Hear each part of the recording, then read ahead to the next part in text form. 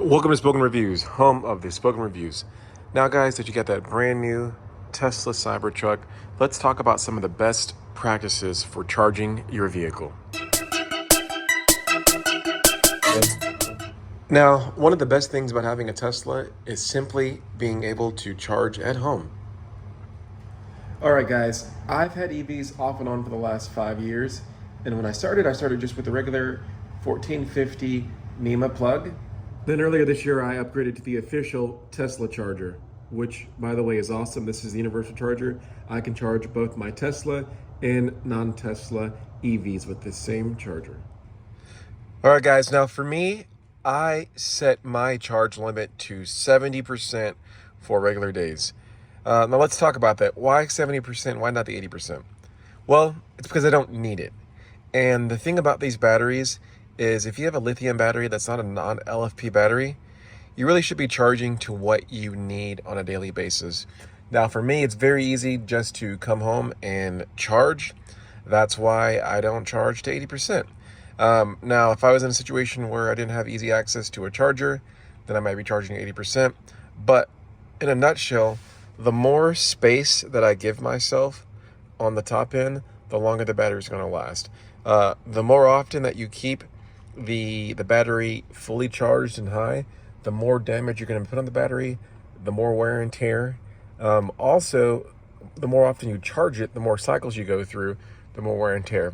So for me, I can actually, my regular routine, I can charge to 70% and be good throughout the week with just that charge. So I can go, the first day of the week, 70 to 65, and then 65 to 60, and so on and so on and so on, right? And maybe I'm only going to charge the vehicle on a regular basis, maybe once a week, really. And then on the weekends, I might, top back up because I might do some more driving on the weekends. But overall, what I want to do is I want to have limited cycles on the battery, right? Again, this is a lithium battery technology, a lot different than the LFP batteries where you want to keep them up high. With the lithium batteries, you want to ultimately have the minimum amount of cycles, and you want to keep the battery lower in the capacity. So you really want to just charge to what you need. So for me, I'll probably only ever charge to 100%, at most 4 to 6 times a year, and that's going to be on specific road trips. But besides that, I'm only going to be charging to 70% on most times. And again, I kind of alluded to the difference. So again, our Model 3 is an LFP Model 3, and then also the Mach-E is an LFP Mach-E. So for those vehicles, the LFPs, you want to charge up. So I typically charge these two LFPs up to 95% on a regular basis versus the lithium battery. I'm only going to charge it to 70% on a regular basis, and I'll let it come down. Again, what you want to do is you want to know the different batteries. You want to know the pros and cons of the batteries. You want to know their tendencies. You want to know the different life cycles. So example, the Mustang that I have, that's a lease. I'm going to turn it in 24 months. The longevity of the battery, while it's interesting to me, it's not mine. So I'm just going to continue to charge it 98%, and then in 24 months, I'll hand it back in. But I'm following the overall instructions for an LFP, right? Versus this one over here, this is ours. We own it, cash out.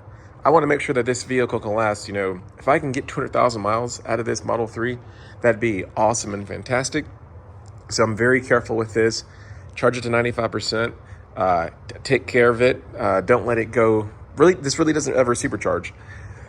It's mainly domestic, not really supercharging, because it's not going to go on a lot of road trips. This is going to be mainly in the DFW. This is a commuter vehicle, versus this one is going to be on the road, more road trips. It's going to definitely have more superchargers on it, which again will ultimately be more pressure, more heat. So on the regular basis, I want to minimize that by only going to 70%. Well, guys, thank you for watching this quick video on best practices for charging your brand new Tesla Cybertruck. I hope you guys are enjoying your Cybertruck. I hope you enjoy the advice. If you have any other questions about the Cybertruck and different tips of what you should do with the Cybertruck, please leave those questions below. If you want to see more videos like this, up the channel. Thank you guys for supporting, and I appreciate it. You guys have a great day.